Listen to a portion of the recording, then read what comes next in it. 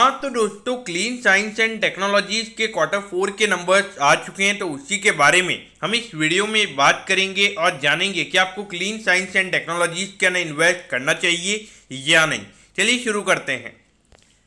तो देखिए, सबसे पहले अगर हम यहाँ पे डिविडेंड की बात करेंगे तो 3.25 रुपीज़ का डिविडेंड यहाँ पे कंपनी ने डिक्लेयर किया है। तो यानी कि अगर आपके पास 100 शेयर है तो आपको यहाँ पे 325 रुपये का डिविडेंड मिलेगा। अब अगर हम रेवेन्यू की बात करेंगे तो पिछले क्वार्टर के कंपैरिजन में 13% रेवेन्यू का नंबर कंपनी का बढ़ा है और ये नंबर आया है 204 करोड़ पे। लेकिन अगर हम प्रॉफिटेबिलिटी की बात करेंगे तो ये नंबर 7% से ग्रो हुआ है और ये नंबर आया है 62 करोड़ पे। तो यहाँ पर अगर आप देखोगे रेवेन्यू के कंपैरिजन में जो प्रॉफिटेबिलिटी है वो उतनी ग्रो नहीं हुई है। तो यहाँ पे थोड़ा मार्जिन पे थोड़ा सा प्रेशर पड़ा है, क्योंकि जो कॉस्ट अगर आप देखोगे जो रॉ मटेरियल की कॉस्ट में जो हमें इन्फ्लेशन देखने को मिल रहा है उसकी वजह से ये इफेक्ट हमें पड़ता हुआ नजर आ रहा है। तो देखिए, एक चीज हमें यहाँ पे नोटिस करनी चाहिए कि यहाँ पे इतना ज़्यादा इन्फ्लेशन हमें रॉ मटेरियल्स में देखने को मिल रहा है, उसके बाद भी अराउंड 30% का नेट प्रॉफिट का जो मार्जिन है वो ये कंपनी अभी मेंटेन कर पा रही है। तो वो मेरे ख्याल से यहाँ पे काफ़ी अच्छा है। पहले अराउंड 32 से 33% के नेट प्रॉफिट के मार्जिन थे कंपनी के, लेकिन अभी ये मार्जिन मेरे ख्याल से कम हुआ है, अराउंड 30% पे आया है। लेकिन इतना इन्फ्लेशन होने के बाद भी अगर ये कंपनी उतने मार्जिन को रख पा रही है वो मेरे ख्याल से काफ़ी हमें यहाँ पे ये दिखाता है कि इस कंपनी का मोड हमें यहाँ पे नजर आता है। बाकी अगर हम ईयर ऑन ईयर बेसिस पे देखेंगे तो वहाँ पे 53% के रेवेन्यू के नंबर्स कंपनी के बड़े हैं, लेकिन जो नेट प्रॉफिट का नंबर है वो वहाँ पे 17% से ही ग्रो हुआ है और ये नंबर आया है 62 करोड़ पे। तो देखा जाए तो 17% की जो ग्रोथ है वो यहाँ पे जो रेवेन्यू के कंपैरिजन में अगर हम बात करेंगे तो ये नंबर काफ़ी कम नजर आता है। तो उस पॉइंट ऑफ व्यू से देखा जाए तो यहाँ पे ईयर ऑन ईयर बेसिस पे जो मार्जिन का प्रेशर है वो थोड़ा ज़्यादा होता हुआ हमें नजर आ रहा है। लेकिन मैंने आपको जैसे कि बात की कि इतना इन्फ्लेशन होने के बाद भी अगर कोई कंपनी 30% का मार्जिन एंजॉय कर पा रही है तो वहां पर जब आने वाले टाइम पे जो रॉ मटेरियल की कॉस्ट है अगर वो कम हो जाएगी तो वहां पे डेफिनेटली इनके जो मार्जिन है वो हमें और बढ़ते हुए नजर आएंगे।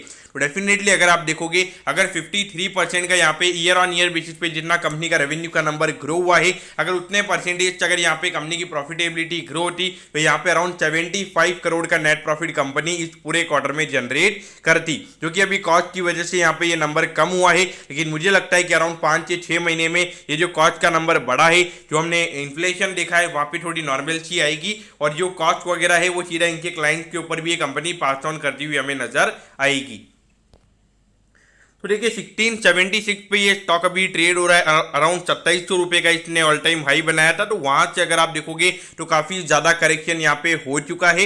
लेकिन अगर हम अभी भी वैल्यूएशन पॉइंट ऑफ व्यू से अगर हम बात करेंगे तो पिछले 12 महीने की जो अर्निंग्स है, पिछले साल लगभग 228 करोड़ का नेट प्रॉफिट इस कंपनी ने कमाया है। उसके बेसिस पर अगर हम देखेंगे तो अराउंड 78 to 80 टाइम्स के पी रेशियो पे ये कंपनी अभी ट्रेड हो रही है। तो यहाँ पर अगर आप देखोगे तो वैल्यूएशन पॉइंट ऑफ व्यू से अभी भी वैल्यूएशन यहाँ पे काफ़ी ज़्यादा प्रीमियम साइड में नजर आते हैं। तो ये जो वैल्यूएशन है उसके हिसाब से जो 17% की ग्रोथ हमें ईयर ऑन ईयर बेसिस पे देखने को मिली है तो वो मार्केट थोड़ा सा नेगेटिव वे में ले सकता है।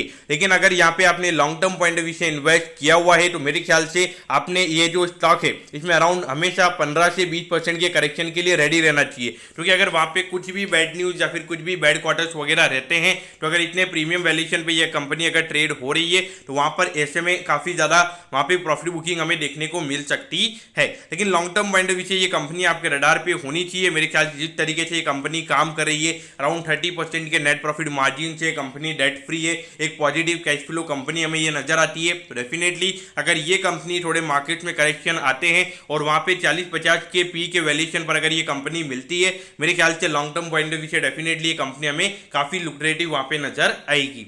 तो दोस्तों, मैं होप करता हूं कि क्लीन साइंस एंड टेक्नोलॉजीज के क्वार्टर 4 के जो नंबर्स हैं वो आपको अच्छे समझ में आ गए होंगे। अगर आपकी कोई भी क्वेरीज है आप कमेंट कीजिए, मैं जरूर आपके कमेंट पर रिप्लाई करूंगा। ओके दोस्तों, thank you, have a nice day.